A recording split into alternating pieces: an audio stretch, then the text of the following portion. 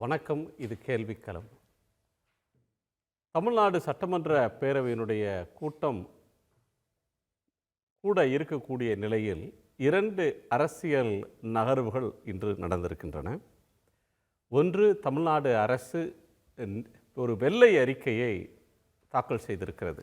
தமிழ்நாட்டுடைய அதனுடைய சாராம்சம், தமிழ்நாட்டுடைய நிதி மேலாண்மை என்பது சரியாக இல்லை, கடன் அதிகரித்திருக்கிறது, வருவாய் பெருக்கவில்லை, பொதுத்துறை நிறுவனங்கள் இயற்கை வளங்களை அதன் வழியாக பெற வேண்டிய வருமானம் அதிகரிக்கப்படவில்லை என்பது ஒரு கூற்று. இன்னொன்று, குதிரை பேரத்தில் தவேக அரசு ஈடுபடுகிறது என்று புகார் இருக்கக்கூடிய நிலையில் அதிமுகவிலிருந்து ராஜினாமா செய்துவிட்டு வரக்கூடிய எம்எல்ஏக்களை தவேகாவில் சேர்க்கக்கூடாது, அது ஆரோக்கியமான போக்கு அல்ல, அவர்கள் ஒன்றும் மக்கள் சேவைக்காக வரவில்லை, சுயநலத்திற்காக வருகிறார்கள், இது தவேகாவுக்கு பெருமை சேர்க்காது என்று பல கோணங்களில் கம்யூனிஸ்டுகளும் விசிக காங்கிரஸ் கட்சிகளும் அதை விமர்சித்து வந்திருக்கின்றன. ஆனால் இப்போது 5வதாக ஒரு எம்எல்ஏ, ஒரு முன்னாள் அமைச்சரும் கூட டாக்டர் விஜயபாஸ்கர் புதுக்கோட்டை இன்றைக்கு தவேகாவிலிருந்து அதிமுகவிலிருந்து விலகி இருக்கிறார். எம்எல்ஏ பதவியை ராஜினாமா செய்திருக்கிறார். அவர் தவேகாவில் சேருவதற்கான சமிக்ஞைகள் தென்படுகின்றன. இந்த குதிரை பேர புகார் தன் அரசு மீது தொடர்ந்து சொல்லப்படுவதை தவேகா அரசு, முதலமைச்சர் விஜய் புறந்தள்ளுகிறார்களா?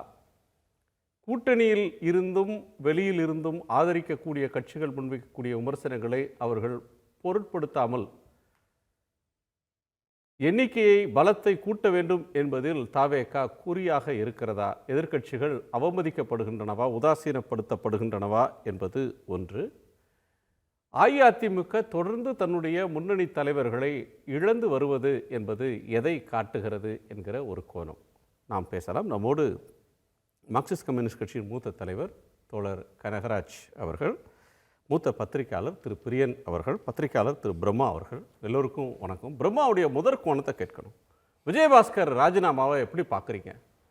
இல்லை, அதான் இது ஜனநாயகத்தின் மிக மோசமான விஷயம்னு சொல்கிறோம். ஏன்னா கடந்த முறை எம்எல்ஏக்கள் ஒவ்வொருத்தரும் ராஜினாமா செய்யும் போதே தொடர்ந்து இந்த கருத்துக்களை நம்ம ஜனநாயகத்தில் நம்பிக்கையுள்ள அனைவரும் இவ்வளவு குறுகிய காலத்தில் எம்எல்ஏ பதவியை ராஜினாமா செய்வது தவறுன்னு எல்லா தரப்பிலிருந்துமே கண்டனத்தை தொடர்ந்து தெரிவிச்சுக்கிட்டே வந்திருக்கோம். அவங்களும் மறுபடி அவங்க விருப்பப்பட்டு வர்றாங்க, நாங்கள் என்ன செய்ய முடியும்னு தவேகா தரப்பிலிருந்து சொல்லப்படுது. சொல்லப்பட்டாலும் இந்த 4 பேரும் மீண்டும் இடைத்தேர்தலில் போட்டியிடக்கூடாதுன்னு அதிமுக வழக்கம் தொடர்ந்துருக்கு. இப்படி பல்வேறு விஷயங்கள் இருந்தாலும் மக்கள் மன்றத்தில் இது போன்ற ஒரு குறுகிய காலத்தில் சட்டமன்ற உறுப்பினர்கள் தங்கள் பதவியை ராஜினாமா செய்வது மக்களுக்கு இழைக்கக்கூடிய அநீதின்னு தான் நம்ம பார்க்கணும். அதை எந்த விதத்திலையும் அதை ஆதரிக்கவோ இல்லைன்னா அதற்கு ஊக்கம் கொடுக்குற எந்த வேலையுமே நம்ம செய்ய முடியாது.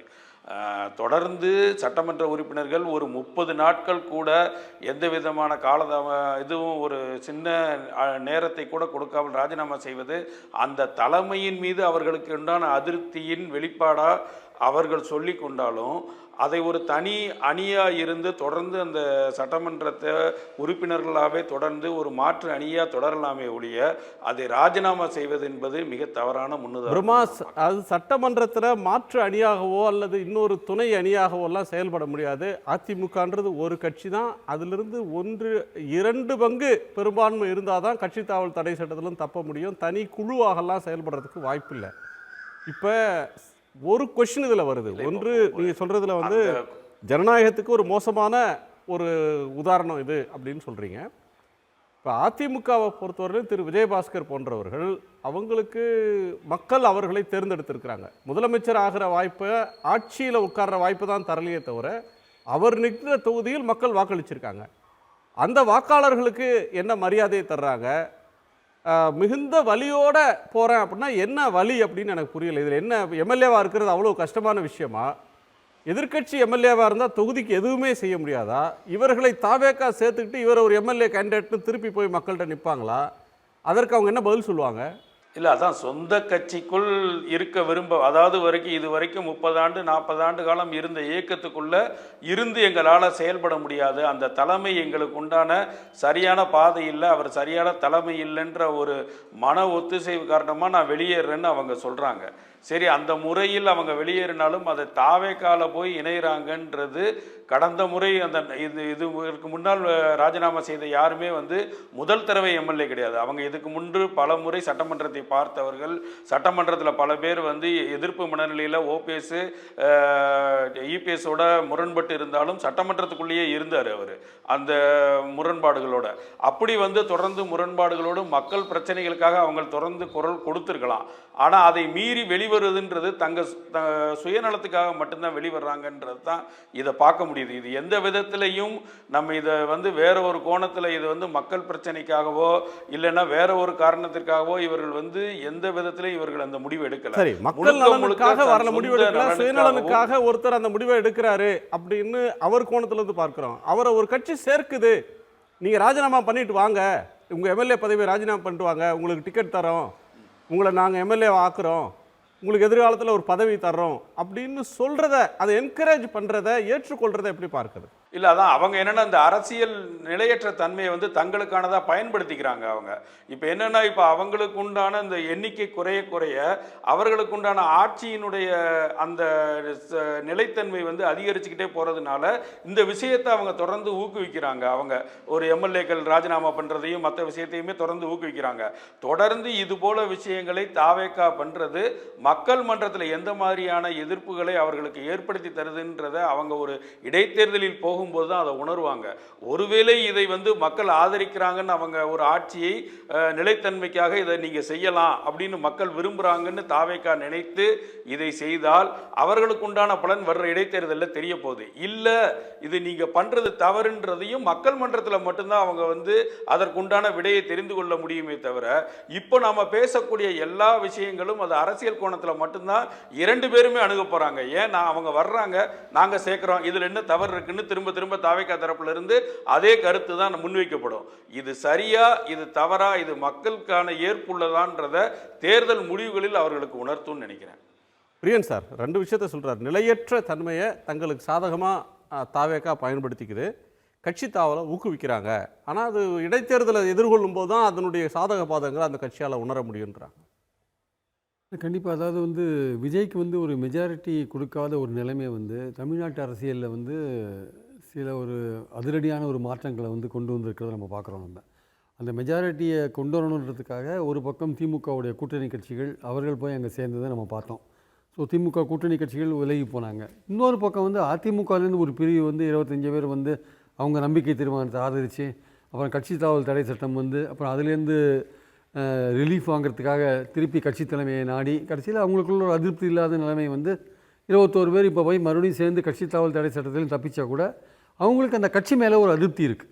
அதிமுக என்ற கட்சி அந்த எடப்பாடி செயல்படுத்துகிற விதம், அவர் நடந்து கொள்கிற விதம், தொடர்ந்து இருக்கிற தோல்விகள், அது ஒரு பொதுக்குழு கூட்டி விவாதிக்கணும்னு சொல்கிற விஷயங்கள்லாம் எடுபடாமல் போகிற அந்த சுச்சுவேஷன், அதெல்லாம் பார்க்கும்போது அவங்களுக்கு என்னென்னா எடப்பாடி ஒரு தன்னிச்சையாக ஒரு ஜனநாயக முறைப்படி கட்சியை நடத்தாமல் அவர் பாட்டுக்கு நடத்திட்டு இருக்காரு. எத்தனை தோல்வி வந்தாலும் பரவாயில்ல, தன் தலைமைக்கு எந்த விதமான பிரச்சனையும் வராது அப்படின்னு அவர் நினைக்கிறாரு. அதனால் இவங்க மறுபடியும் கட்சி தாவல் தடை சட்டத்தை இவங்களை மன்னித்து கட்சி தலைமை இவர்களை மன்னித்து விட்டால் கூட இவங்க மறுபடியும் போய் சேர்ந்த பிறகு இவங்க அந்த கேப்பில் அந்த குறைஞ்ச சில நாட்கள்லேயே வேறொரு புது மாவட்ட செயலாளரெல்லாம் போட்டு இவங்க போன பிறகு இவங்க பழைய பதவியெல்லாம் குறிப்பிடக்கூடாதுன்னு இவங்களாம் ரொம்ப சீரியஸாக இருக்காங்க. விட்டு வெளில போகிறாங்க சார், தனக்கு துரோகம் செஞ்சாங்க, கட்சி விட்டு போகிறாங்கன்றப்ப கட்சியை விட்டு நீக்கிறாங்க. சரி, மன்னிப்பு கடிதம் கொடுக்குறாரு, திருப்பி எம்எல்ஏ வேணா இருந்துக்குங்க, ஆனால் மற்ற பதவிகளை உங்களுக்கு தரமாட்டேன்னு சொல்கிறார். இதில் 3 கோணங்கள். ஒன்று, வெளியேறக்கூடிய நபர்கள், அது புதுக்கோட்டை விஜயபாஸ்கர் உதாரணத்துக்கு எடுத்துக்கலாம். அவரை போன்றவர்கள் இந்த கட்சியில் என்ன பயனடைஞ்சாங்க, இப்போ என்ன நெருக்கடி அவர்களுக்கு, மக்களுக்கு சேவை செய்கிறதுக்கு அதிமுக எம்எல்ஏவாக இருந்து எந்த சேவையுமே செய்ய முடியாதுன்ற இடத்துக்கு வந்துட்டாங்களா அப்படின்னு ஒரு பாயிண்ட். இன்னொரு கோணம் ADMK point of view. Third டிவிகேவோட பாயிண்ட் ஆஃப் வியூ. டிவிகேவுக்கு இப்போ சிபிஐ, சிபிஎம், இல்லை விசிக, காங்கிரஸ், முஸ்லீம் லீக் எல்லோரும் ஆதரித்து அவங்களுக்கு பெரும்பான்மை இருக்குது. பெரும்பான்மை இல்லாத நேரத்தில் எங்களுக்கு ஆட்கள் வர்றாங்க சேர்க்கிறோன்னு சொன்னால் ஒன்று, ஆட்சி அதிகாரத்திலையும் சிலருக்கு இடம் கொடுத்துருக்காங்க, இடதுசாரிகள் வெளியிலேருந்து ஆதரிக்கிறாங்க. அப்படி பெரும்பான்மை அடைஞ்சிட்ட பிறகும் கட்சி தாவலை ஏன் ஊக்குவிக்கிறாங்க? அதாவது அதிமுகவுக்கு எதிர்காலம் இல்லை, எடப்பாடியோட தலைமை சரியில்லை, அதுலேருந்து போகணும்னு நினைக்கிறது ஒன்று. அதே சமயம் மெஜாரிட்டி அங்கே இல்லாத இருக்கிற நிலைமை ஒன்று. ரெண்டுமே கோயின்சைட் ஆகுது சார். கரெக்டாக ரெண்டுமே ஒரு இடத்துல மீட் பண்ணுது ஆக்சுவலாக. இவங்க தேவையும் அவங்க தேவையும் கரெக்டாக ஒரு புள்ளியில் இணையுது ஆக்சுவலாக. அதனால் இவங்க சேரத்துக்கான சூழல் வந்து உருவாருது ஆக்சுவலாக. இது வந்து என்கரேஜ் பண்ணது வந்து விஜய் என்கரேஜ் பண்ணார். முதல்ல அந்த 25 பேர் தனியாக போய் பார்த்தார் இல்லையா? எல்லா தலைவர்களும் பார்த்தபோது பழனிசாமியை பார்க்காம அந்த பிரிந்து போன அந்த குரூப்பை போய் பார்த்தார். யார்? சிவி சண்முகத்தை பார்த்தாரு, விஜயபாஸ்கர்லாம் பார்த்தார். அப்போ அதுலேருந்தே அப்போவே வந்து ஒரு ஆரம்பிச்சிட்டார் அவங்கள பிரித்து கொண்டணுன்ற விஷயத்தை. ஆனால் அந்த கட்சி தாவல் தடை சட்டத்தில் பிரச்சனை வரவேனா மறுபடியும் இவங்க கட்சி தலைமையை மன்னித்து இவங்க போன பிறகு இப்போ அவங்களுக்கு இங்கே தலைமையோட ஒரு மோதல் இருக்கிறதுனால அவங்க வெளியில் வரதுக்கான 2 நாளாக அவர் விஜயபாஸ்கர் ட்வீட் போட்டுட்ருக்கார். கட்சி தலைமையை எழுத்து தான் ட்வீட் போட்டுட்ருக்கார். அதனால் அவர் வெளியில் வருதுன்னு முடிவு பண்ணிட்டார். இந்த கட்சி தலைமையோடு நம்ம இனிமேல் வந்து இருக்க முடியாது, இது வந்து எதிர்காலம் இல்லாத ஒரு சுச்சுவேஷன் இங்கே உருவாகிட்டுருக்கு, கட்சி கரைஞ்சிட்ருக்கு. இது ஒவ்வொரு சனிக்கிழமையும் பார்த்தீங்கன்னா முன்னாள் மந்திரிகள், முன்னாள் எம்எல்ஏக்கள், அமைச்சர்கள் போய் தாவேக்கால கும்பலாக போய் சேர்ந்துட்டு இருக்கிறத நம்ம பார்க்குறோம் நம்ம. ஸோ அவங்க வந்து அற்றக்குள தண்ணீர் பறவைகள் மாதிரி இப்போது எங்கே தண்ணி இருக்கோ அந்த குளத்துக்கு போகிறது வந்து இயல்பான ஒரு விஷயந்தான். ஸோ அதனால் அதிமுகவுக்கு இப்போ அந்த நிலைமை ஏற்பட்டிருக்கு. அதுக்கு முழுமுதற் காரணம் வந்து எடப்பாடி பழனிசாமி அந்த கட்சியை நடத்திய விதம். ஆக்சுவலாக இன்னும் வந்து அந்த கட்சியை வந்து ஒரு ஜனநாயக தன்மையோடு நடத்தாமல் தன்னுடைய இரும்பு பிடிக்குள் கட்சி இருக்கிற மாதிரி நினச்சி அதை நடத்திட்டு இருக்காரு. அது இன்னும் வந்து மோசமான ஒரு விளைவுகளை வந்து அந்த கட்சி. அவங்களுக்கு இதற்கு முன்னாடி வேற ஆப்ஷன் என்ன இருக்குது? இப்போ யூபிஎஸ் இருக்காருன்னா அவருக்கு அவரை முன்னிறுத்தி ஒரு தேர்தலை சந்திச்சார். அந்த தேர்தலில் அவங்க வந்து படுதோல்வின்னு சொல்ல முடியாது, ஒரு கணிசமான அந்த கட்சி முழுக்க துடை தெரியப்படலை. எம்எல்ஏக்கள் இருக்கிறாங்க, முன்னணி தலைவர்கள் ஜெயிச்சு வந்திருக்கிறாங்க. அவர்கள் இன்னொரு 5 ஆண்டு காலம் காத்திருக்கிறதுக்கு தயாராக இல்லையே. தேர்தல் வரையில் இவங்க யாருமே அதை பற்றி பேசவே இல்லையே. இப்போ பேசக்கூடிய விஷயங்களை வேலுமணியோ சண்முகமோ அல்லது யூபிஎஸ்ஓ சிவி விஜயபாஸ்கரோ யாருமே பேசலையே. இல்லையே. இது சட்டமன்ற தேர்தலுக்கு 6 மாதத்துக்கு முன்னாடி முன்னாள் மந்திரிகள் 6 பேர் போயிட்டு பழனிசாமிகிட்ட, ஐயா விலகி போனவங்களுக்கு சேருங்க, யாரையும் விலக்காதீங்க, எல்லாரையும் ஒன்று சேருங்க, கட்சியை பலப்படுத்துங்க, கூட்டணியை பலப்படுத்துங்கன்னு சொன்னாங்களே. அவங்க சொல்கிறத இவர் கேட்கவே இல்லையே. நீங்கள் வேணால் போய் பன்னீர்செல்வத்தோடு சேர்ந்துக்கோங்கன்னு தான் சொன்னார் அவர். அப்போ என்னாச்சு? நீங்கள் தேமுதிகவும் கூட்டணியில் சேர்க்கலை, விட்டுட்டீங்க, உங்கள் கட்சியும் பலப்படுத்துகிற. இப்போ சசிகலா தேர்தலும் போது சில கேண்டிடேட்டை போட்டு சவுத்தில் உங்களை தோக்கடிச்சாங்களே. சவுத்தில் நீங்கள் 57 தொகுதி இருக்குது, 3 தொகுதி தான் வின் பண்ணீங்க. சங்கரங்கோயில், அம்பாசமுத்திரம், நீங்கள் கன்னியாகுமரி 3 தொகுதி தான் வின் பண்ண முடிஞ்சது உங்களால். அப்போது நீங்கள் யாரையும் உள்ளேயும் சேர்க்கலை, வெளியே போனவங்கள உங்கள் கூட்டணியும் பலப்படுத்தலை, இவங்க சொன்ன ஐடியாவும் எடுத்துக்கல. சிவி சண்முகம் சொன்ன ஒரு விஷயம், முக்கியமான விஷயம், நாங்கள் பல தடவை அறைக்குள்ளே உட்காந்து உங்ககிட்ட பல முறை டிஸ்கஸ் பண்ணி பல ஆலோசனைகள் சொன்னோம். எந்த ஆலோசனைகளும் நீங்கள் ஏற்றுக்காத, நீங்கள் சொன்னதை கடைசியில் நாங்கள் ஒத்துன்னு வந்தோம். நாங்கள் அதோட விளைவுகளை இப்போ அனுபவிக்கிறோம். கடைசியாக இப்போ நாங்கள் சொல்கிறோம், நீங்கள் பொதுக்குழு கூட்டி தோல்வியை பற்றி விவாதிங்கன்னு சொல்கிறோம். பொதுக்குழு தான் கூட்ட வேணாம், செயற்குழுவாவது கூட்டுங்க. வருஷத்துக்கு 2 தடவை கூட்டணும், 6 மாதத்துக்கு ஒரு தடவை கூட்டலாம், நீங்கள் கூட்டுங்க செயற்குழுவான்னு. அதுக்கும் குரல் கொடுக்க மாட்டேங்கிறார். இப்போ இன்டெரக்டாக இன்னொரு விஷயம் பண்ணுறார், தன்னுடைய மகனை வந்து கட்சிக்குள்ளே கொண்டுறதுக்கான ஒரு முயற்சியில் இறங்கியிருக்காரு. ஆக்சுவலாக அது வந்து இந்த கட்சிக்குள்ளே இன்னொரு பிரச்சனையை கொண்டு வர எந்த அளவுக்கு ஆத்தன்டிக்னு தெரியல. நான் திரு கனகராஜ் அவருடைய கோணத்துக்கு சார், இது 2 விஷயத்தை, அது அதிமுகவோட உட்கட்சி பிரச்சனைன்னு பார்க்கறது ஒரு கோணம். ஆனால் ஒரு மக்கள் பிரதிநிதி தன்னுடைய பதவியை ராஜினாமா செய்கிறார். அப்போ அது அந்த கட்சியினுடைய சொந்த பிரச்சனை என்ற பரிமாணத்தை கடந்துருது. அவர் ராஜினாமா செய்துட்டு இன்னொரு கட்சியில் சேர்றார். குதிரை பேரம் அப்படின்ற புகாரை இது வலுப்படுத்துமா? இதை கம்யூனிஸ்ட் கட்சி இதை எப்படி பார்க்குது சார்? இதை சார் சொன்னது அதிமுகவில் பிரச்சனை இருக்குது. சரி, அதிமுக வெற்றி பெற்றிருந்தா இவங்க எல்லாம் என்ன செஞ்சுருப்பாங்க? அந்த தலைமையை ஏற்றுக்கிட்டு இருந்திருப்பாங்க. வெற்றி பெற்றால் என்ன கிடைச்சிருக்கும்? அமைச்சர் கிடைச்சிருக்கலாம், வேறு என்ன கிடைக்கும்? இப்போ இந்த வெளியே போன 5 பேருமே அமைச்சர் ஆகிருப்பாங்களா? சரி, அமைச்சர்னா ஒரு பதவி அப்படிங்கிறத நீங்கள் பார்க்க முடியும். மற்ற இல்லாத, இப்போ இவர் அமைச்சராக இருந்தார், மற்ற 4 பேரும் அநேகமாக எனக்கு தெரிஞ்சு எம்எல்ஏ என்பதை தாண்டி எதுலேயும் இல்லை. அவங்க வேறு எதை எதிர்பார்க்குறாங்க? எந்த எதிர்பார்ப்பும் இல்லாமல் இவர்கள் அங்கே போனாங்களா அப்படின்னு பார்க்கும்போது சார் அதை ஒன்று சொன்னார், அதாவது தண்ணி இருக்கிற இடத்துக்கு போகிறாங்க அப்படிங்கிறது. அப்போ இந்த நோக்கத்தோடு இவர்கள் போவது ஒன்று.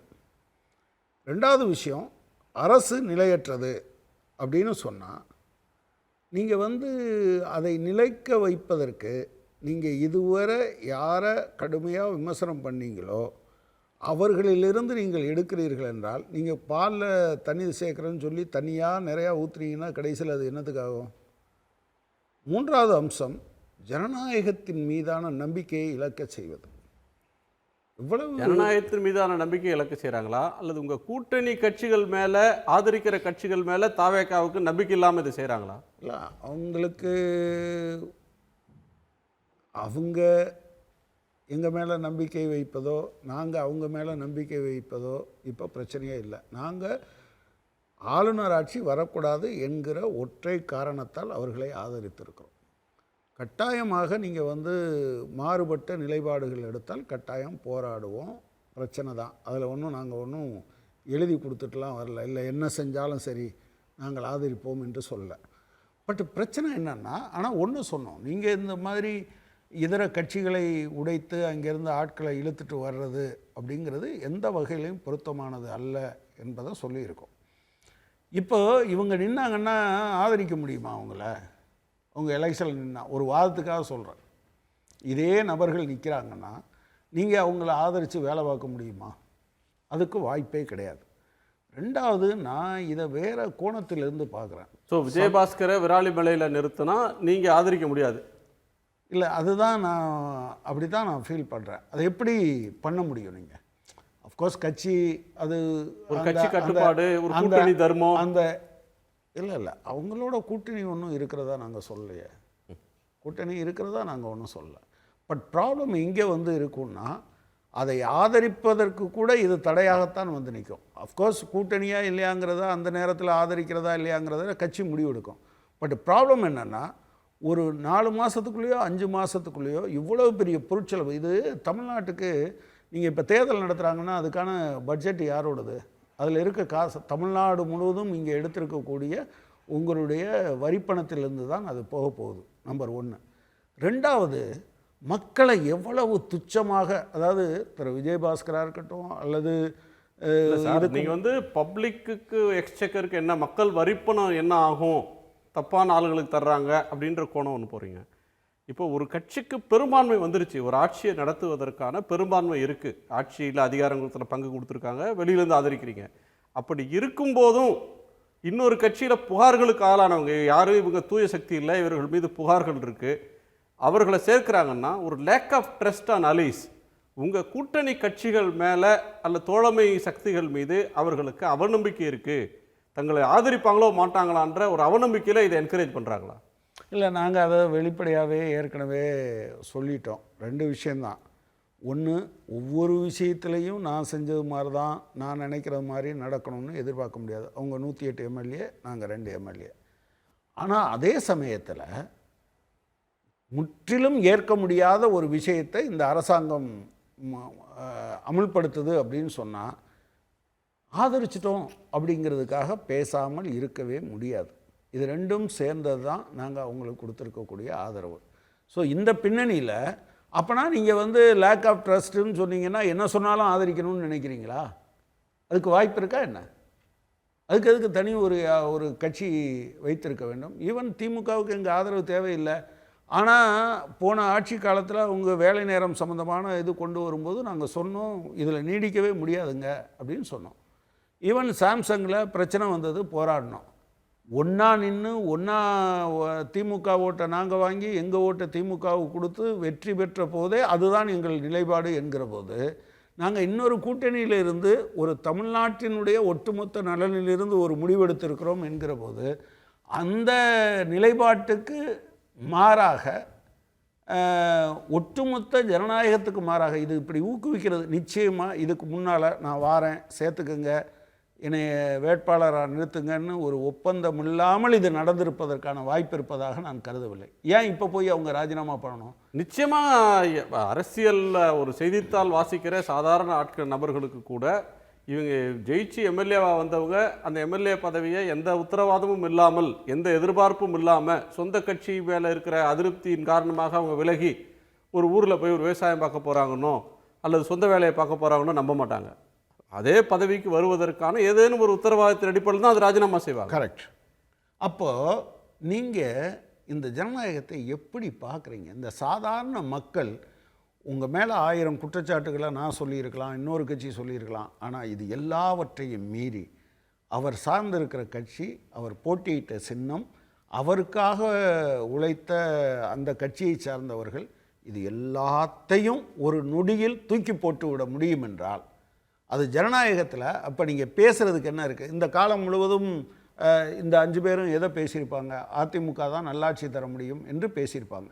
ஒரு தேர்தலில் தோற்றதன் காரணமாக ஒரு கட்சி நல்லாட்சி தர முடியாதுன்னு அவங்க முடிவெடுப்பதும், அதை ஆளுங்கட்சி அதுவும் சரி அப்படியே ரிசைன்மெண்ட்டு அவங்க போனாங்கன்னா பரவாயில்ல, ஆனால் அவங்க ஆளுங்கட்சி சாதாரண சமயத்தில் இல்லாமல் தனக்கு ஒரு போதுமான பெரும்பான்மை இல்லை என்றால் ஏதாவது ஒரு வழியில் பெரும்பான்மையை கொண்டு வருவது என்று முயற்சிப்பது கட்டாயமாக தமிழ்நாட்டினுடைய வரலாற்றில் மிக மோசமான முன்னுதாரணமாக இது இருக்க போகிறது.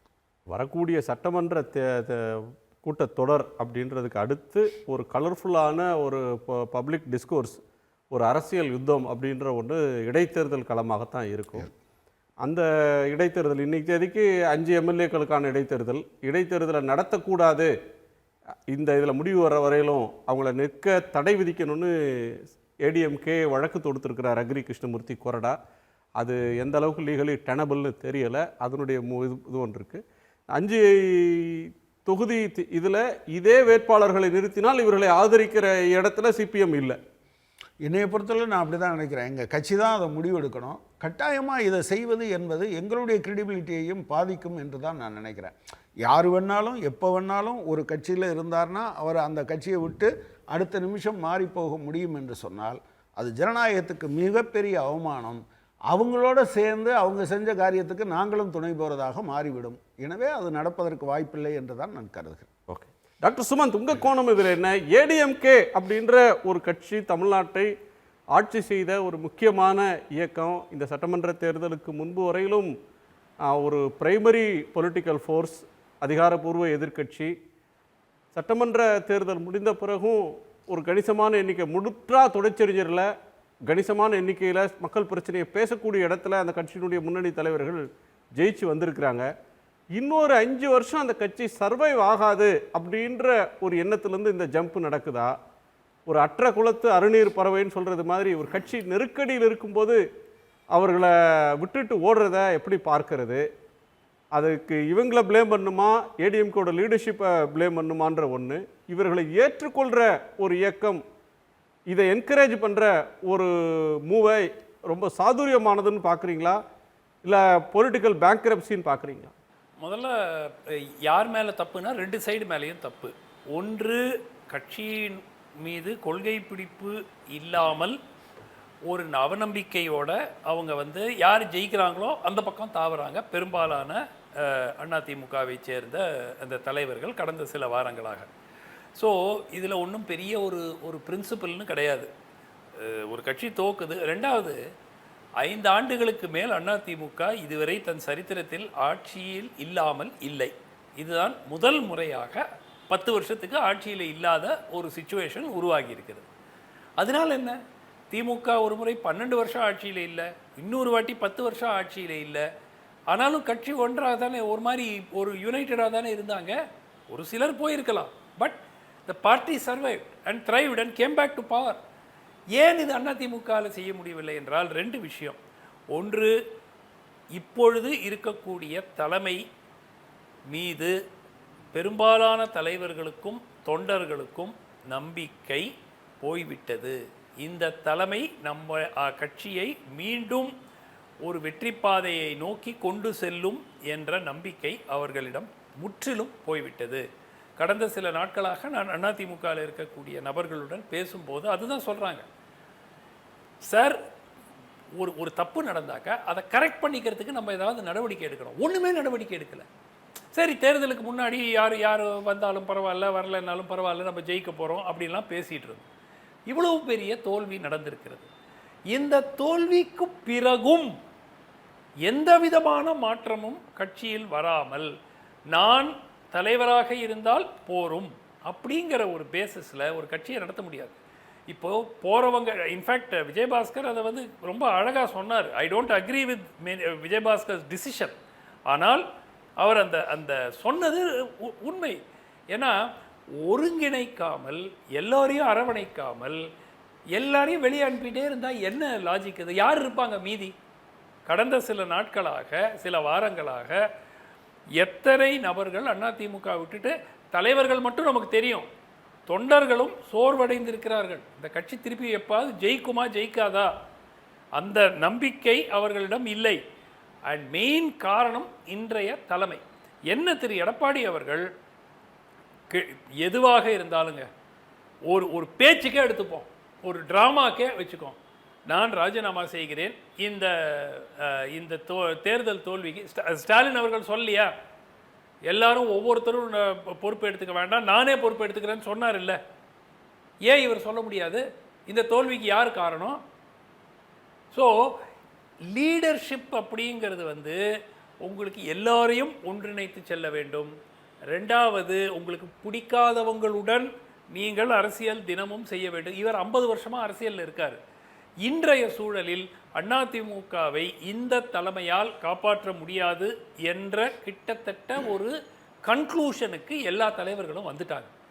நான் சொல்கிறது எல்லா தலைவர்களும்னா விட்டுட்டு போனவங்க மட்டும் இல்லை, இருக்கிறவங்களுக்கும் அந்த முடிவுக்கு வந்துட்டாங்க. அவங்க அவங்க ஆப்ஷன்ஸை வே பண்ணுறாங்க. இப்போ என்ன பண்ணலாம், இல்லை 3 மாதம் கழித்து எங்கேயாவது மாறி போகலாமா, இல்லை இடைத்தேர்தலில் என்ன ஆகுதுன்னு பார்க்கலாமா, அந்த மாதிரி ஒரு அப்ரோச்சில் இருக்காங்களே தவிர, இதே தலைவர் நாளைக்கு 200 சீட்டு ஜெயிச்சு கொடுப்பாருங்கிற நம்பிக்கை அவர்களிடம் இல்லை. டேக்கிங் ரெஸ்பான்சிபிலிட்டி, எஸ்பெஷலி ஒரு கட்சி தோல்வி அடையும் போது தான் அதற்கு முக்கியத்துவம். ஜெயிக்கும் போது எல்லாரும் கிரெடிட் கொடுப்பாங்க. இப்போ அதிமுகவே ஆட்சியை பிடிச்சிருந்ததுனாக்கா இந்த இவ்வளோ பேர் விட்டுட்டு போயிருப்பாங்களா? மந்திரி பதவிக்கு போட்டி போட்டுட்டு அடிச்சுட்டு இருப்பாங்க. ஸோ லீடர்ஷிப் இன் அ கிரைசிஸ் இவரால் நிரூபிக்க முடியவில்லை. பதவியும் விலக மாட்டேங்கிறாரு. பதவி விலகாமல் இருந்தால் இல்ல, அத கட்சிக்கு உள்ள இருந்து ஏடிஎம்கே தலைமையோட அணுகுமுறையை விமர்சிக்கிறீங்க. அவங்க புது ஒரு ஃபினாமினன், அவங்க 5 ஆண்டுக்கு மேலே எதிர்க்கட்சி வரிசையில் உட்கார்றது அந்த கட்சிக்கு முன் அனுபவம் அந்த ஏரியாவில் இல்லைன்றீங்க. பட் விஜயபாஸ்கர் மாதிரி நெக்ஸ்ட் ஜென்ரேஷன் லீடர்ஸ், இப்போ திரு பழனிசாமி இருக்கிறாருன்னா அவர் 70 வயதை கடந்தவர். அதுக்கு அடுத்த இளம் தலைமுறை லீடர்ஸ் தானே சிவி சண்முகம், வேலுமணி, விஜயபாஸ்கர் போன்றவங்க. அவங்க அந்த கட்சிக்குள்ளே இருந்து பாடுபட்டு அந்த இடத்த கட்சிக்குள்ளேயே அதை அடைஞ்சிருக்க முடியுமே. அந்த கட்சியை வெற்றி பாதைக்கு கொண்டு வர்றதுக்கு முன்னிலும் உழைச்சிருக்கலாம். இபிஎஸ்ஸை தாண்டி வளர்ந்துருக்க முடியும். அவங்க அந்த மாதிரியான ஆப்ஷன்ஸ்லாம் விட்டுட்டு டிவிகேவுக்கு போகிறதையும் ராஜினாமா பண்ணுறத ஒரு கட்சி என்கரேஜ் பண்ணுறதையும் எப்படி பார்க்குறீங்க? அது குதிரை பேரம்னு வராதா சார்? இல்லை, முதல்ல இது குதிரை பேரமானா 100% குதிரை பேரம் தான். அது சட்டம் என்ன சொல்லுதுங்கிறது வேறு ஒரு டிபேட். ஆனால் இது குதிரை பேரம் தான். இப்போது திரு கனகராஜ் அவர்கள் சொன்னது, I hope he will stick to his word. அவங்க கட்சி அவர் கொடுத்த அந்த வாக்குறுதியை நிறைவேற்றுவார்கள் என்று நம்புகிறேன். இதே அதிமுகவிலிருந்து ராஜினாமா செய்த நபர்கள் தாவேகா வேட்பாளர்களாக நிறுத்தப்பட்டால் அவர்களுக்கு எந்த ஒரு கூட்டணி கட்சியும் ஆதரவு கொடுக்கக்கூடாது. ஆனால் என்ன கொடுமைனா, கொடுக்கலான்னாலும் ஜெயிச்சிடுவாங்க. அது இப்போ இன்னைக்கு இருக்கிற சிச்சுவேஷன். ஆனால் நியாயமாக இந்த கூட்டணி கட்சிகள் அவர்களுக்கு ஆதரவு கொடுத்தார்கள் என்றால் அவர்களும் குதிரை பேரத்தை ஊக்குவிக்கிறார்கள் என்பதுதான் அதற்கு பொருள். முக்கியமாக அதிமுகவிலேயே இருந்து கொண்டு போராடலாம். அதுக்கு தாங்க 3 வாரம் பேசுனாங்க. நாங்கள் பேசிகிட்டு இருக்கோம், இதை அவரோட பேச்சுவார்த்தை நடத்திட்டு இருக்கோம், பாண்டிச்சேரி போயிருக்கோம், இதெல்லாம் பண்ணாங்க இல்லை. அதுக்கப்புறம் ஒர்க் அவுட் ஆகலை. இன்னைக்கு இவங்க திரும்பி போயிட்டாங்கன்னா எம்எல்ஏ பதவியை காப்பாற்றிக் கொள்வதற்காக பலர் திரும்பி போயிருக்காங்க. ஆனால் அந்த பிரச்சனை தீர்ந்தது என்று யாராவது நினைத்தாங்கன்னா அதை விட ஒரு முட்டாள்தனம் இருக்க முடியாது. இன்னைக்கு அது எஸ்பி வேலுமணியாக இருக்கட்டும், மற்ற யாராக இருந்தாலும் தலைமை மீது நம்பிக்கை அவர்களுக்கு இல்லை. தே ஆர், ஆங்கிலத்தில் சொல்றதுன்னா பைடிங் தேர் டைம். சரியான நேரத்துக்கு காத்து கொண்டிருக்கிறார்கள். என்ன சாய்ஸ் இருக்குது நமக்கு அப்படிங்கிறத ஸ்டடி பண்ணிக்கிட்டு இருக்காங்க. அவ்வளோதான். இது எப்பொழுது வேணாலும் இந்த கரையிறதுங்கிறது, கௌதமி விட்டுட்டு போனாங்க, விஜயபாஸ்கர் விட்டுட்டு போயிட்டாரு, 4 எம்எல்ஏக்கள் போனாங்க, ஒவ்வொருத்தராக போயிட்டுருக்காங்களே. அது நீங்கள் என்ன பண்ணுறீங்க? அதை தடுக்கிறதுக்கு குணா, எனக்கு பிரச்சனை இதை what lesson have you learned from the defeat? என்ன பாடத்தை நீங்கள் கற்றுக்கொண்டீர்கள்? என்ன மாற்றி அமைப்பதற்கு என்ன முயற்சி எடுத்துக்கொண்டிருக்கிறீர்கள்? டெய்லி ஒரு ரெசிக்னேஷன் வருது கட்சியிலிருந்து. அதுல சரி இப்போ கௌதமி இப்போ ஒரு கட்சிக்கு எல்லா காலமுமே அரசியல்ல எந்த ஒரு தலைவருக்குமோ அல்லது ஒரு கட்சிக்குமோ சுமந்த் எல்லா காலமுமே ஒரு ஏறுமுகமாவே இருந்துறது இல்ல. அரசியல் ஒரு வட்டம் தான். 25 ஆண்டு காலமாக கட்சியில் இருக்கக்கூடியவர்கள் கட்சியை விட்டுட்டு போறாங்கன்னா அதற்கு தலைமை ஏன் என்ற கேள்வி கேட்க வேண்டும். அவர்களிடம் போய் பேசி அவர்களை கட்சியில் வைத்துக் கொள்வதற்கு முயற்சி செய்ய வேண்டும். யார் வேணா போங்க, யார் வேணா போங்க, நான் தான் தலைவர். கடைசியில் கட்சி இருக்காது, அவர் தலைவராக இருக்கலாம், but the party will not be there. அதை நோக்கி தான் இப்போ அதிமுக போயிட்டு இருக்கு. அண்ட் அதை அந்த டேஞ்சர் கூட இவருக்கு புரியல. தனக்கு கட்சி தன் கட்டுப்பாட்டில் இருக்க வேண்டும் என்று அதை மட்டும் நினைச்சிட்டு இருந்தாருன்னா it is the greatest disservice he is doing to both MGR and Jayalalitha's legacy. அவர்களுடைய நினைவுக்கு இவர் செய்கின்ற மிகப்பெரிய ஒரு துரோகமாகத்தான் அது பார்க்கப்படும். 96ல் அதிமுக படுதோல்வி அடைந்து ஜெயலலிதா அவர்கள் கூட தோற்று போன காலத்தில் அதிமுக சந்திச்ச ஒரு கிரைசிஸை விட இப்போ பெரிய கிரைசிஸை சந்திக்குது அப்படின்னு சொல்ல வரீங்கன்னு நினைக்கிறேன். 96ல் ஜெயலலிதா தோற்ற போது அவங்க கொலப்பாக்கத்தில் கூட்டம் போட்டாங்க சார். கட்சிக்காரங்களாம் கூப்பிட்டு பேசினாங்க. கிண்டியில் டான்சி கிரவுண்டில் கூட்டம் போட்டாங்க, பேசினாங்க, தோல்விக்கு காரணங்களை கேட்டாங்க.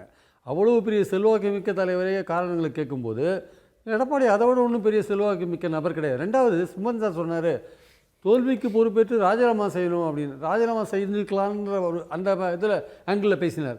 ராஜினாமாவே வேண்டாம் சார், பொதுக்குழு கூட்டி குறைஞ்சபட்சம் விவாதிக்கலாம்ல. அந்த ஒரு ஜனநாயகத்தை சார். இப்போ ஒரு உச்சபட்ச ஒரு எமோஷன் இருக்கிற நேரத்தில் ஒரு கட்சி இதெல்லாம் செய்ய முடியாது. பல ஒரு 1000 பேர் அழைச்சி ஒரு மண்டபத்தில் வச்சு ஒரு டிஃபரன்சஸ் இவ்வளோ கடுமையாக இருக்கிறப்போ பண்ண முடியாது. ஒரு கம்யூனிஸ்ட் கட்சியினுடைய பொதுக்குழு செயற்குழு அவங்களுடைய ஒரு ஆல்டர்னேட் சொன்னார். நீ பொதுக்குழு கூட்ட முடியாது பரவாயில்ல, செயற்குழுவாக கூட்டுங்க. 45 பேர் 50 பேர் இருக்கிற செயற்குழு அதை கூட கூட்ட மாட்டேன்றாரு. ஓகே சூர்யா, இதை நீங்கள் எப்படி பார்க்குறீங்க? குதிரை பேரம் அப்படின்ற ஒன்றை தொடர்ந்து குதிரை வேகத்தில் நடக்கிற அரசுன்னு முதலமைச்சர் சொன்னார். அடிப்படையில் இந்த அட்டம்ப்ட் எல்லாம் ஏன் வருது? முதல்ல 4 பேர் ராஜினாமா பண்ணுறாங்க, இன்றைக்கி ஒருத்தர் ராஜினாமா பண்ணுறார். திருமாவளவன் அவர்கள் சொல்கிறதுபடி பார்த்தா 20க்கும் மேற்பட்டவர்கள் ராஜினாமா பண்ண இருக்கிறாங்க அப்படின்னு விசிக தரப்பிலிருந்து சொல்லப்படுது. இது எல்லாத்தையும் நீங்கள் குமுலேட்டிவாக பண்ணி பார்த்தீங்கன்னா இதற்கான தேவை எங்கேருந்து வருது? இவங்க 2 நாடகத்தை அட் ஏ டைமில் நடத்தினாங்க. 2 தரப்புக்கிட்ட அட் ஏ டைமில் பேச்சுவார்த்தை நடத்தினாங்க. முதல்ல பதவி ஏற்பதற்கு, முதலமைச்சராக பதவி ஏற்பதற்கு ஒரு ஷார்ட் ஃபால் வருது. அந்த ஷார்ட் ஃபாலை யாரை கொண்டு ஈடு செய்ய போகிறோம்? திமுக கூட்டணி கட்சிகளை வைத்து ஈடு செய்ய போகிறோமா, இல்லை அதிமுக பாஜக கூட்டணியிலிருந்து ஆட்கள் எடுக்க போகிறோமா? இது 2 கேள்வி அவங்க முன்னாடி இருக்குது. நம்மெல்லாம் நினச்சிட்டு இருக்கோம் அவங்க ஒரு தரப்புக்கிட்ட மட்டும் தான் பேச்சுவார்த்தை நடத்தினாங்க, கம்யூனிஸ்டுகள்கிட்டையும் காங்கிரஸ்கிட்டையும். காங்கிரஸ்கிட்ட பேச்சுவார்த்தையும் நடத்தலை, காங்கிரஸ் நேராக போயிட்டாங்கன்னு வச்சுக்கோங்க. விடுதலை சிறுத்தைகள்கிட்டையும் ஐஎம்எல்ட்டையும் தான் பேச்சுவார்த்தை நடத்தினாங்கன்னு நாம் நினச்சிட்டு இருக்கோம். ஆனால் பேரலாக அவங்க அதிமுகவில் ஒரு தரப்பு கூடயும் அமமுக கூடயும் பேச்சுவார்த்தை நடத்தியிருக்கிறதுக்கான ப்ரூஃப் இப்போ வரைக்கும் நம்மகிட்ட இருக்குது. ஏன்னா தேர்தல் ரிசல்ட் வந்த அன்னைக்கு ஈவினிங் ஆதவர்ஜுனா அவர்களுடைய மாமியார் அதிமுகவினுடைய எம்எல்ஏ ஒரு ஸ்டேட்மெண்ட் சொல்கிறாங்க, தாவேக்கா எங்களோட பேசிகிட்டு இருக்கு, நாங்களும் அவங்களும் சேர்ந்து ஆட்சி அமைப்போம் அப்படின்னு ஒரு ஸ்டேட்மெண்ட் கொடுக்குறாங்க. இந்த பொலிட்டிக்கல் கோர்ஸில் அந்த ஒரு டயலாகை நம்ம எல்லாருமே மறந்துடுறோம். இதை பேசும்போது அந்த ஒரு ஸ்டேட்மெண்ட் நம்ம யாருடைய டிஸ்கஷனுக்குமே வரமாட்டுது. அங்கேருந்து தான் நமக்கு என்ன தெரியுதுன்னா அவங்க அதிமுக கூட பேச்சுவார்த்தை நடத்தினாங்க.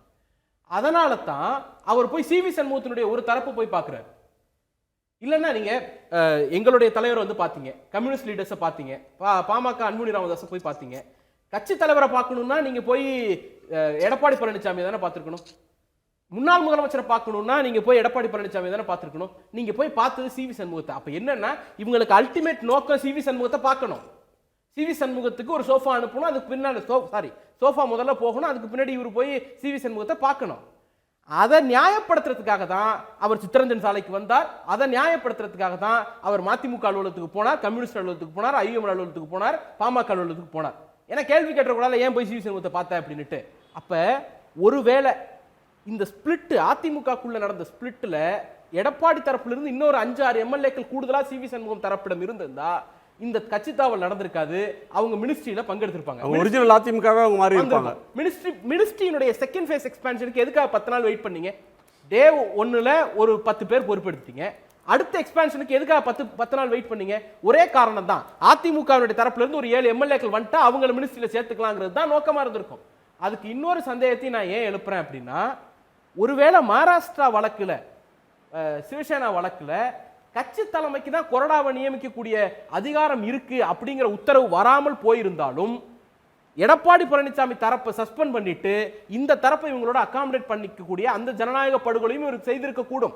Maybe possible. ஏன்னா அவங்க அதை நோக்கி தான் நகர்ந்துட்டு இருக்கிறாங்க. இந்த பேக்ரவுண்ட்ல இருந்து நமக்கு எழக்கூடிய கேள்வி ஒன்னே ஒன்று தான் சார். இவங்க வந்து கம்யூனிஸ்ட் தோழர்கள் கூட பேசுறாங்க, விசிகா தோழர்கள் கூட பேசுறாங்க, ஐயுஎம்எல் கூட பேசுறாங்க. இதெல்லாம் ஆன் ஸ்கிரீன்ல நடக்குது. காமராஜ் கூட பேச்சுவார்த்தை நடத்தியதை அல்லது காமராஜை தூக்குனதை அந்த கார்ல வந்து கையெழுத்து போட்டு கொடுத்ததை அமமுக எம்எல்ஏ மன்னார்குடி எம்எல்ஏ அவங்க நடத்தின பேரத்தை அல்லது பேச்சுவார்த்தையை, பேச்சுவார்த்தைன்னு வச்சுப்போம், பேரம்னு கூட வேணாம், அந்த பேச்சுவார்த்தையை கம்யூனிஸ்ட் தோழர்களுக்கும் விசிகா தோழர்களுக்கும் டிக்ளேர் பண்ணாங்களா? ஏன்னா கம்யூனிஸ்ட் ஆபீஸ்ல இருந்து வெளில வந்து நிர்மல்குமார் கொடுத்த பேட்டியில நாங்க என்டிஏ கூட்டணியில் இருக்கக்கூடிய யாரோடும் பேச்சுவார்த்தை நடத்தலங்கிறார். அதுக்கப்புறம் அவர் டிடிவி தினகரன் உள்ள பூந்து இதை எக்ஸ்போஸ் பண்ண பிறகு இவங்க வெளியிட்ட அந்த வீடியோல தான் அவங்க மாட்டிக்கிட்டாங்களே தவிர இப்போ வரைக்கும் அபிஷியலா அவங்க காமராஜ் கூட நடத்தின பேச்சுவார்த்தையை டிக்ளேர் பண்ணல. அப்ப கம்யூனிஸ்ட் தோழர்களுக்கும் விசிகாவுக்கும் அவங்க செய்தது நம்பிக்கை துரோகம். இதுதான் அடிப்படை. சரி, அதெல்லாம் கூட விட்டுருவோம் சார். 2 நாளைக்கு முன்னாடி, ஒரு வாரத்துக்கு முன்னாடி இடதுசாரி தோழர்களும் விசிகா தோழர்களும் அதனுடைய தலைமைகள் பங்கெடுத்த ஒரு விவாத நிகழ்ச்சி, தனியார் தொலைக்காட்சி விவாத நிகழ்ச்சியில 20 பேர் வரைக்கும் ராஜினாமா பண்ணிட்டு சேர்ந்திருக்கணும், நாங்க சொன்னதுனால தான் அவங்க நிறுத்தினாங்க அப்படிங்கிறார். விஜயபாஸ்கர் நாளைக்கு போய் சேர்ந்தார்னா அதுக்கு அந்த கட்சிகளுடைய ரியாக்ஷன் என்னவா இருக்கும்? எல்லாத்தை விட முக்கியமான ஒரு விஷயம், இவ்வளவு அவசரமா நீங்க போய் ஏன் சேர்க்க வேண்டிய அவசியம்? அந்த ஃபுல் மெஜாரிட்டி 118ங்கிற நம்பரை அட்டைன் பண்றதுக்கு இவ்வளவு வேகமா நடவடிக்கை எடுக்கிறதுக்கு ஒரே காரணம், அவர்கள் கூட இருக்கக்கூடிய தோழர்களை நம்பல. அவங்க என்னைக்கா இருந்தாலும் ஐடியாலஜிக்கலா நெருக்கடி கொடுப்பாங்க. நாளைக்கு சாம்சங் பிரச்சனை வந்த போது எங்களுக்கு வந்து கோரிக்கை வச்ச போது நாங்க செவி மடுத்தோம். நாளைக்கு இந்த அரசு நெருக்கடி கொடுத்தா அதை வந்து ஓவர் கம் பண்றதுக்கு அவங்கள்ட்ட எபிலிட்டி கிடையாது. தோழர்களுடைய குரலை மதிக்கணும்னு அவங்க நம்ப விரும்ப மாட்டாங்க. அப்ப என்ன பண்ணணும்? எனக்கு மெஜாரிட்டி இருக்கு, அந்த மெஜாரிட்டி அட்டைன் பண்றதுக்கு நான் என்ன பண்ணணும்? ஆட்களை கொண்டு வந்து இங்க சேர்ப்பேன், இடைத்தேர்தல் நின்று ஜெயிக்க வைப்பேன். 118 நம்பர் வந்த உடனே இவங்களை நான் வந்து இவங்களுடைய குரலை நான் கேட்க வேண்டிய அவசியம் இல்லை அப்படிங்கிறது தான். இதை நோக்கி தான் அவங்க நடந்துட்டு இருக்கிறாங்க. டாக்டர் சுமந்த், இது ஒரு ஸ்டெபிலிட்டிக்கான ஒரு முயற்சி. தன் கூட்டணியை ஆதரிக்கிற கட்சிகளை நம்ப தயாரா இல்லை, அவங்க மேலே ஒரு சந்தேக பார்வை அவங்களுக்கு இருக்கு. தங்கள் காலிலேயே நிற்கிறதுக்காக ஏடிஎம்கேலேருந்து வர்றவங்களை சேர்க்கக்கூடிய ஒரு முயற்சி நடக்குதுன்னு சூர்யா சொல்றாரு. ஒரு ஸ்திரத்தன்மைக்கான முயற்சியா இது? இல்லை, நீங்கள் வந்து இன்று இந்த அரசை யாரும் வந்து கவுக்க முயற்சிக்க போவது இல்லை. குறைந்தது 6 மாதம், குறைந்தது இந்த இடைத்தேர்தல் முடிகிற வரைக்கும் எந்த விதமான ஆபத்தும் இந்த அரசாங்கத்துக்கு கிடையாது, எல்லோருக்கும் தெரிந்த ஒன்று. எதற்காக நீங்கள் இவ்வளவு ஒரு அவசரத்தோடு இந்த மாதிரி எதிரணியிலேருந்து வர்றவங்க எல்லாரையும் நீங்கள் வந்து ரிசைன் பண்ண வச்சுட்டு திருப்பி நீங்கள் போட்டியிடுங்க? இப்போ இவர்கள் தாவேகா டிக்கெட் இல்லாமல் வேறு கேண்டிடேட் கொண்டு வந்து போட போகிறாங்களா? அவர்கள் வந்து தாவேகாவினுடைய கொள்கை மீது ஈர்க்கப்பட்டு வந்திருக்கிறாங்களா எல்லாரும்? என்னங்க அது? மக்களை வந்து முட்டாளுங்களாக்குறீங்க. எல்லோருக்கும் தெரிந்தது இவர்கள் தான் தாவேகா டிக்கெட்டில் கான்டெஸ்ட் பண்ண போகிறாங்க. இது அந்த காரணத்தினால தான் ரிசைன் பண்ணுறாங்க. இல்லாட்டி இவ்வளவு கஷ்டப்பட்டு இவ்வளவு செலவழித்து எம்எல்ஏவாக வந்திருக்கிறாங்க, 3 வாரத்துக்கு கழித்து ரிசைன் பண்ணுவாங்களா யாராவது? லாஜிக்கே இல்லைல்ல. ஸோ த பாயிண்ட் இஸ், நாங்கள் மற்ற கட்சிகளைப் போல் அல்ல என்று கூறிவிட்டு 4 வாரங்களில் ஒரு ஃபார்ம் ஆஃப் குதிரை பேரத்தில் நீங்கள் ஈடுபடுவது என்பது நிச்சயமாக மக்கள் விரும்ப மாட்டார்கள். தி எண்ட்ஸ் ஜஸ்டிஃபை த மீன்ஸ் அப்படிங்கிறது வந்து எல்லா கட்சியும் வச்சுக்கிட்டு இருக்காங்களே. பாஜக தான் பண்ணிகிட்டு இருக்கு. திரிணாமுல் காங்கிரஸில் என்ன பண்ணாங்க? இப்போ அடுத்தது உத்தவ் தாக்கரே கட்சியை உடைக்கிறாங்க.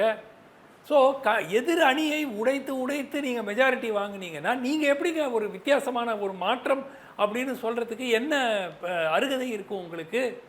ஸோ இது வந்து நிச்சயமாக தாவேகா சிந்திக்கணும். மக்கள் இந்த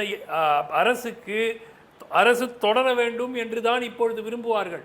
யாருமே வந்து இந்த அரசை கவுக்கணும்னு சொன்னாங்கன்னா எந்த கட்சி இப்போ இருக்கிற கூட்டணி கட்சிகளிலே அந்த மாதிரி ஏதாவது ஒரு கட்சி முயற்சித்தால் மக்களினுடைய கோபத்துக்கு உள்ளாவார்கள்.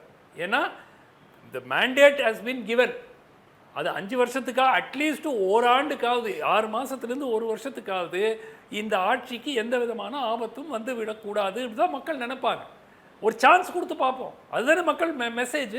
அதை தடுத்தீங்கன்னா ஸோ அதை தடுக்காமல் இருப்பதற்கு நாங்கள் எல்லாரையும் வாங்கி போட்டுருவோம் அப்படிங்கிறது. அண்ட் என்ன ஸ்க்ரீனிங் பண்ணுறீங்க? ஏற்கனவே இந்த கேள்வி வந்துச்சு. நீங்கள் தேர்தலில் முதல் நாள், தேர்தலுக்கு 2 நாள் வேட்புமனு தாக்கல் செய்கிறதுக்கு 2 நாள் முன்னாடி கட்சி மாறிட்டு வந்தவங்க எல்லாருக்கும் நீங்கள் நிறைய பேருக்கு டிக்கெட் கொடுத்தீங்க. அப்போவே இந்த கேள்வி வந்துச்சு, ஏன் இவர்களுக்கெல்லாம் டிக்கெட் கொடுக்குறீங்கன்னு. அதில் நிறைய பேர் ஜெயிச்சு வந்துட்டாங்க, சிலர் அமைச்சர்களாக ஆயிட்டாங்க வெவ்வேறு கட்சிகளிலிருந்து, வாட் எவர். இப்போ திருப்பியும் இதே முயற்சியில் தொடர்ந்து இதே மாதிரி நீங்கள் கடைசியில் அதிமுக, திமுக போன்ற மற்ற கட்சிகளில் இருந்து நபர்களை வைத்துக்கொண்டு நீங்கள் கட்சியில் நாங்கள் தான் மாற்றம் என்று சொன்னால் எப்படி மக்கள் அதை ஏற்றுக்கொள்வார்கள்? பிரம்மா, ஒரு அரசியல் மாற்றம், ஒரு புதிய சக்தி, தூய்மையான ஒரு அரசியல் சக்தி, ஒரு அரசியலில் ஒரு மாற்றத்தை கொண்டு வந்திருக்கிறோம் அப்படின்னு சொல்கிற டிவிக்கே பண்ணக்கூடிய இந்த விஷயங்கள் இது அரசியல் மாற்றமும் இல்லை, இது தூய்மையும் இல்லை அப்படின்ற ஒரு விமர்சனத்துக்கு இன்றைக்கி ஆளாகுது. வரக்கூடியவங்களுக்கு 2 கான்ஃபிடன்ஸ் இருக்குது. ஒன்று, அந்த வாக்களித்த மக்களை பற்றி விராலிமலை தொகுதியிலையோ அல்லது மதுராந்தகம் தொகுதியிலையோ அல்லது மற்ற இடங்கள்லையோ வாக்களித்த மக்களுக்கு என்ன சொல்லுவாங்க, நம்ம இந்த ஒரு மாதத்துக்குள்ளே ராஜினாமா பண்ணுறோமே, நம்ம என்ன சொல்லுவாங்க அப்படின்ற கவலை அந்த வாக்காளர்களை பார்த்து ஒரு அச்சம் இவங்களுக்கு இல்லை. இன்னொன்று, ஒரு கட்சியில் போய் சேர்ந்தால் மீண்டும் அவங்க டிவிக்கே டிக்கெட் கொடுத்துருவாங்க, போனால் நம்ம ஜெயிச்சிருவோம் அப்படின்னு ஒரு நம்பிக்கை இருக்குது. ஒன்று, ஒரு அரசியல், ஒரு தார்மீக அரசியல் அப்படின்னு சொல்கிற பொலிட்டிக்கல் மொராலிட்டி அப்படின்ற ஒன்றை வேகமாக தாவேகா இழக்குதா? ஒரு புது சக்தி அப்படின்றதுக்கு அதுக்கு ஒரு கரன்சி இருக்குது, தூய சக்தி அப்படின்றதுக்கு ஒரு கரன்சி இருக்குது, அதை இப்போ வேகமாக இழக்கிறதா? இல்லை, இப்போ தாவேகா ஆட்சி அமைப்பதற்காக CV சண்முகத்திடம் சென்று பேச்சுவார்த்தை நடத்தியதுன்னு சொல்கிறது என்ன காரணங்களுக்காகனா, எடப்பாடியிலான தரப்பு திமுகவுடன் பேச்சுவார்த்தை நடத்தி ஆட்சி அமைக்கிறதுக்கு முயற்சி செஞ்சதுன்ற காரணத்தினால தான் எடப்பாடியாரை சந்திக்காமல் CV சண்முகத்தை சந்திக்கிறோன்னு சொல்லப்பட்டுச்சு. இப்போ இந்த காரணம்ன்றது இத்தனை காலம் எதை எதிர்த்து இந்த கட்சி தொடங்கப்பட்டு இவ்வளவு காலம் செஞ்சதோ அதையே எதிர்த்து திமுகவுடன் எப்படி ஆட்சி அமைக்க முடியுன்ற ஒரு கொஸ்டின் அந்த இடத்துல இயங்குது. அப்போ அந்த தேர்தல் முடிவு அந்த 10 நாட்கள் எந்த அரசியல் கட்சிகளும், அதாவது புதிய சக்திகளும் சரி, மீண்டும் பழைய மாடல் சக்திகளும் சரி, எந்த சக்திகளுமே எந்த ஜனநாயக நம்பிக்கையுமே கொண்டிருக்கல. எல்லாருக்குமே ஆட்சி அமைக்கணும், அதிகாரத்தில் போகணுன்ற வெறி மட்டும்தான் இருந்துச்சு. இதில் யாருமே யாரும் தனிப்பட்ட முறையில் தனியானவர்கள் கிடையாது. அதே நேரம் திருமாவளவன் சொல்லக்கூடிய ஒரு விஷயத்திற்கு 20 எம்எல்ஏக்கள் ராஜினாமா பண்ணியிருப்பார்கள் அப்படின்னு அவர் சொன்னது என்ன காரணத்தை சொல்றாருன்னா, ஒரு ஆளுநர் அந்த ஒரு அதிகாரத்தில் இந்த ஆட்சியை வேறு எதுவும் செய்ய விடாதபடியும் இன்னும் மேலும் குதிரை பேரம் நடக்காமல் தடுப்பதற்கான அதற்காகத்தான் நாங்கள் ஆதரவை தார்மீக ஆதரவை தெரிவிச்சோம்னு சொன்னாரே தவிர இன்னும் 20 பேர் தயாரா இருந்தாங்க, அதுக்கு தடுக்கிறதுக்காக நாங்கள் ஆதரிக்கிறோம்னு சொல்லல. பிரம்மா, அவங்க ஜனாதிபதி ஆட்சி வந்துடக்கூடாது, ஜனாதிபதி ஆட்சின்ற பேர்ல, கவர்னர் ஆட்சி அப்படின்ற பேர்ல பிஜேபியோட ஒரு பிராக்சி ரூல் வந்துடக்கூடாது, பிஜேபியின் அதிகாரங்களுக்கு பிடிக்குள்ள தமிழ்நாடு போயிடக்கூடாது. சூர்யா குறுக்கிட்டார். ஆக்சுவலா இவங்க திரும்ப திரும்ப ஒரு டயலாக் அடிச்சுட்டே இருக்காங்க. திமுக அதிமுக கூட்டணி வச்சு ஆட்சி அமைக்க முயற்சி பண்ணாங்க அப்படின்ட்டு. டே 1 ஆஃப் த ரிசல்ட் அன்னைக்கு ஈவினிங் எங்களுடைய தலைவர் தெளிவாக சொன்னார், எதிர்கட்சியாக நாங்கள் செயலாற்றுவோம் அப்படின்னு. ஒன்று. ரெண்டாவது, ஒரு கட்சி என்ன பண்ணியிருக்கணும், நேரடியாக போய் எங்கிட்ட 108 எம்எல்ஏக்கள் இருக்காங்க, தனிப்பெருங்கட்சி நாங்கள், எங்களை ஆட்சி அமைக்க அலைங்கன்னு ஆளுநர்கிட்ட கேட்டிருக்கணும். இவங்க பர்பஸாக என்ன பண்ணுறாங்க, காங்கிரஸையும் சேர்த்துக்கிட்டு கூட்டணியாக இருக்கும் அப்படிங்கிறாங்க. ஒரு கிளரிக்கல் எரரை வச்சுக்கிட்டு, இன்னும் சொல்ல போனால் ஒரு ஸ்பெல்லிங் மிஸ்டேக்னு வைங்களேன், லோக்கலாக சொல்லணும்னா அதை வச்சுக்கிட்டு ஆளுநர் ஹோம்ஒர்க் பண்ணிட்டு வான்னு வீட்டுக்கும் ஆளுநர் ஆஃபீஸ்க்கும் அலையோன்னு இன்னைக்கு முதலமைச்சரை அலைய விடுறாரு.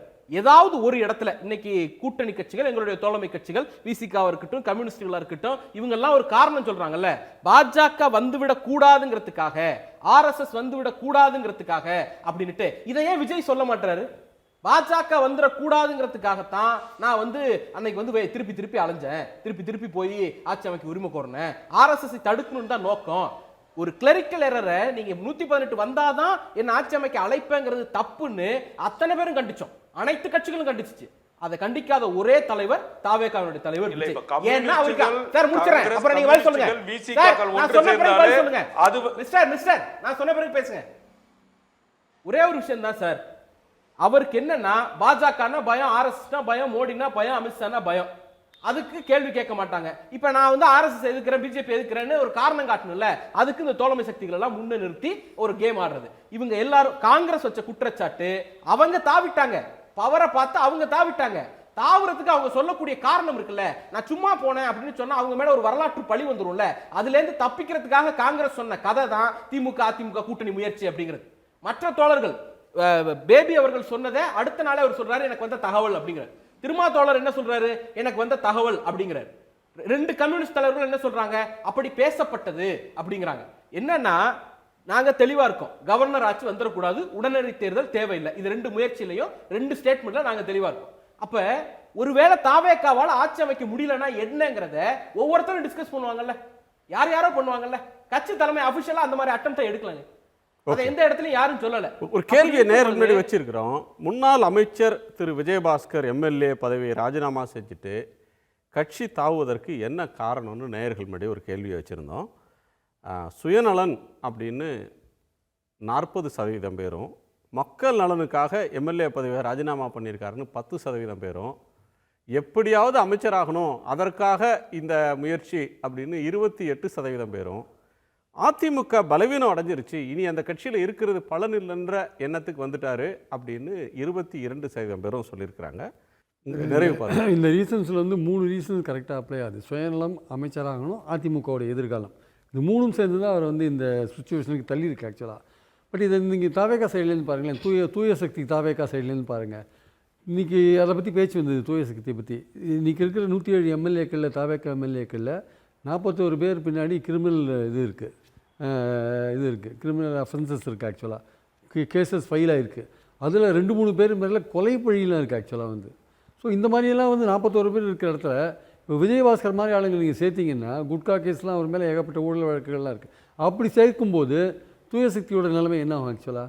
அதனால் வந்து பாயிண்ட் என்னென்னா வந்து ஒரு கண்மூடித்தனமான ஒரு மெஜாரிட்டியை சேர்க்கணுன்ற அந்த நோக்கத்தோட நீங்கள் வந்து உங்களுக்கு உறுதியாக ஆதரவு தெரிவிக்கிற, இப்போது இவர் கிருஷ்ணமூர்த்தி சார் சொன்ன ஒரு விஷயம் என்னென்னா, அந்த கூட்டணி கட்சிகளில் இருக்கிற 4 பேரும் சமீபத்தில் ஒரு தொலைக்காட்சி நிகழ்ச்சியில் பேசும்போது தெளிவாக நாங்கள் 5 வருடங்கள் ஆதரவு கொடுப்போம், அதில் எந்த சந்தேகமும் கிடையாது, நீங்கள் இந்த மாதிரிலாம் குதிரை பேரெல்லாம் பண்ண வேண்டாம், நாங்கள் சொன்ன பிறகு தான் அது நின்றுதுன்னு சொன்னாங்க ஆக்சுவலாக. இப்போ இந்த 5ஆவதாக ஒருத்தர் வந்திருக்கார். இப்போது இந்த 5ஆவதாக இவர் ஏற்றுட்டார்னா கூட்டணி கட்சிகள் வந்து கண்டிப்பாக வந்து தாவேக்காவுக்கு வந்து எந்த விதத்தில் அட்வைஸ் பண்ணணுமோ அந்த விதத்தில் அட்வைஸ் பண்ண வேண்டிய அவசியம் இருக்குதுன்னு நான் நினைக்கிறேன். அதாவது இந்த தமிழ்நாட்டிலேயே வந்து இந்த மாதிரியான ஒரு விஷயம் நடந்து கிடையாது சார். இந்த சூழலில் ஒரு கட்சிக்கு வந்து மெஜாரிட்டி இல்லாத சூழலில் இந்த மாதிரியான விஷயங்கள் தமிழ்நாட்டில் நடந்ததே கிடையாது ஆக்சுவலாக. அதுவும் வந்து இந்த மாதிரி நடக்கிறது வந்து நேரடியான பச்சையான ஒரு குதிரை பேரம்ன்றது எல்லோருக்கும் தெரிஞ்ச விஷயமா இருக்கிறத பார்க்குறோம். தமிழ்நாட்டோட அரசியல் வரலாற்றிலேயே வந்து ஒரு மோசமான முன்னுதாரணத்தை விஜய் உருவாக்கிட்டார். சார் சொன்னதுதான், இதுவரை இப்படி நடந்தது கிடையாது, இது நடந்திருக்கவே கூடாது. நிச்சயமாக திரு விஜய் அவர்கள், தாவேக்கா இதை நிராகரிச்சிருக்கணும். ஒருவேளை அவங்களுக்கு இதில் உடன்பாடே இல்லைனாலும். இன்ஃபேக்ட் அவங்க என்ன சொன்னாங்க அப்படின்னு சொன்னால், அதிமுகவில் ஆதரவை நாங்கள் நாடமாட்டோம் என்று எங்களிடம் சொன்னார்கள். அதிமுகவை நாடமாட்டேன்னு சொல்லிட்டு அதில் இருக்கக்கூடிய ஒவ்வொருத்தரையாக நீங்கள் இழுக்கிறீங்க அப்படின்னு சொன்னால் இது பல விஷயங்களில் பிரச்சனையாகுது. எதுன்னா, நான் ரொம்ப முக்கியமாக நினைக்கிறது, மக்களுடைய வாக்குகளை, அந்த நம்பிக்கையை, ஜனநாயகத்தின் மீதான நம்பிக்கையை சிதறடிக்கிற மிக மோசமான செயலை இந்த 5 பேரும் பண்ணுறாங்க அப்படின்னு சொன்னால் அதை ஏற்றுக்கொள்ளுகிற தாவேக்கா அதே பாவத்தில் அதற்கும் பங்கு உண்டு என்பதில் எந்த சந்தேகமும் இல்லை. 5ஓட நிற்குமா, அந்த எண்ணிக்கை கூடுமான்னு தெரியலையே. திரு சுமந்த், உங்கள் நிறைவு பார்வை. இல்லை, இதில் சந்தேகமே இல்லை. இது குதிரை பேரம், அது சட்டம் என்ன கூறினாலும் அது வேறு. எனக்கு என்ன வருத்தம் என்றால், இது அவசியம் இல்லை, இது அவர்கள் செய்திருக்க வேண்டாம். அப்படி செய்யறதுன்னா ஒருவேளை இந்த கூட்டணி கட்சிகளெல்லாம் நாங்கள் வாபஸ் வாங்கி விடுவோம் என்ற ஒரு மிரட்டல் விட்டாலோ இல்லை வாபஸ் வாங்கி கொண்டாலோ அந்த ஸ்டேஜில் செஞ்சுருந்தா கூட ஒரு லாஜிக் இருந்திருக்கும். அரசை காப்பாற்றுறதுக்காக செஞ்சாங்கன்னு. காரணமே இல்லாமல், அழுத்தம் பெரிய அளவில் இல்லாமல், இன்று ஒரு மெஜாரிட்டியுடன் கூட்டணி ஆட்சி நடத்தி கொண்டிருக்கிற ஒரு அரசு எதற்காக இதை செய்ய வேண்டும்? அதுவும் தூய சக்தி வேண்டாம், அது அந்த டேர்மே வந்து அது சரியாக இருக்காது. ஆனால் அதை சொல்லி நீங்கள் வந்திருக்கீங்க. இதை ஏன் இந்த ஒரு அந்த மாரல் ஹை கிரவுண்டை காரணமே இல்லாமல் நீங்கள் இழந்து விட்டீர்கள் அப்படிங்கிறது தான் வருந்தத்தக்க ஒரு விஷயம். Okay, thank you. திரு பிரம்மா. அதிமுகவின் 2.0 தான் வந்து தாவேகா. அதனால் வந்து அதிமுகவினருக்கு அது காலத்தின் கட்டாயம். ஒரு கட்சி தக்கது வாழும் தகாதது வீழும்ன்ற மாதிரி இன்றைக்கு அந்த ஒரு மாய சக்தி, அந்த மாய பிம்பம் எல்லாமே வந்து அவர்கள் விரும்புகின்ற தலைமையின் அடிப்படையில் அது விஜய்கிட்ட தான் இருக்குது. அதனால் அதிமுக தாவேகாவில் கரைவது காலத்தில் ஏற்படக்கூடிய மாற்றம். அந்த மாற்றத்தை தவிர வந்து அது ஒன்று தான் நடந்துக்கிட்டு இருக்கு. அதற்கு இடையில் அவர்கள் வந்து வெறும் கட்சியின் சார்பாக போகிறத பற்றி எந்த இதுவும் சொல்ல முடியாது. அது அவர்கள் கட்சிக்குள்ள விஷயம். ஆனால் ஒரு சட்டமன்ற உறுப்பினர்கள் ஒரு கட்சி அதை அப்படியே ராஜினாமா செய்துவிட்டு போவது அது சரியான விஷயமா தவறான விஷயமா என்பதை இடைத்தேர்தல் அவர்களுக்கு உண்டான, அது சரி என்றால் அது தெரியும். இடைத்தேர்தலில் ஒருத்தர் ஜெயிச்சுட்டாங்க அப்படின்றதுனாலேயே இடைத்தேர்தல் வந்து ஜெயிக்கிறதுக்கு நிறைய காரணங்கள் இருக்கு. ஒரு ஆளுங்கட்சிக்கு என்னென்ன அட்வான்டேஜ் இருக்கு அப்படின்னு இருக்கு. ஒரு இடைத்தேர்தல், ஒரு தேர்தல் வெற்றியே ஒரு குற்றத்தையோ ஒரு தவறையோ ஒரு தார்மீக ரீதியில் சரியில்லை அப்படின்ற ஒன்றையோ நியாயப்படுத்திடுமா? ஜெயிச்சிட்டாருன்னா அவங்க அவர் மேல இருக்கிற கேஸ்லாம் போயிடுமா? இல்லை, ஒரு அரசியல் இயக்கங்கள் தன்னோட சரி தவறை வந்து மக்கள் மன்றத்தில் தானே கொண்டு போய் சரி செஞ்சுக்க முடியும். இப்போ இவ்வளவு தவறுகளையும் செய்த ஒருத்தர் மக்களை தேர்ந்தெடுத்துட்டாங்கன்னா அப்போ தேர்தல் வழி அது சரின்னு ஆயிருமா? இப்போ இவ்வளவு மாற்றமும் இவ்வளவு பெரிய பிரச்சனைகள் இருக்கும்போது தாவேகாவை மக்கள் ஏன் தேர்ந்தெடுத்தாங்கன்னா ஒரு மாற்றம் என்று தேர்ந்தெடுத்தாங்க. அந்த மாற்றத்தின் விராலிமலை மக்கள் அப்படி பார்த்தீங்கன்னா விராலிமலை மக்கள் 40 நாளுக்கு முன்னாடி எடப்பாடி பழனிசாமி அவர்கள் முதலமைச்சராகணும்னு ஓட்டு போட்டிருக்காங்க. அவங்க வந்து இன்னைக்கு இருக்கக்கூடிய மறுபடியும் அவர் வந்திருக்காருல. இப்ப அன்னைக்கு அது மக்கள் விருப்பம், இது இன்னைக்கு வந்து மக்கள் விருப்பமா? மக்கள் மேல இப்படி ஒண்ணா திணிக்கிறாங்களா இந்த தேர்தல் அப்படின்றது? இல்ல, அது திணிப்பு தான். இப்ப அதாவது ராஜினாமா செய்வது திணிப்பு. அந்த திணிப்பு சரியா, அதை ஏத்துக்கிறது தாவேகாக்கு வர்றதை மக்கள் ஏத்துக்கிறாங்களா இல்லையான்றத நம்ம தேர்தலின் வழிதான் தெரிஞ்சுக்க முடியுமே தவிர வேற என்ன வழி இருக்கு மக்களுக்கு? சோ தேர்தல் முடிவு இதெல்லாம் ஜஸ்டிஃபை பண்ணிருன்றீங்க. இல்ல, தேர்தல் எப்படி சார் ஜஸ்டிஃபை பண்ணும்? நிறைய ஊழல்வாதிகள் தேர்தல் நிற்கிறாங்க, மக்கள் அவங்களை வெற்றி பெற வைக்கிறாங்க. இப்போ ஊழலை மக்கள் ஒத்துக்கிறாங்கன்னு அர்த்தமா?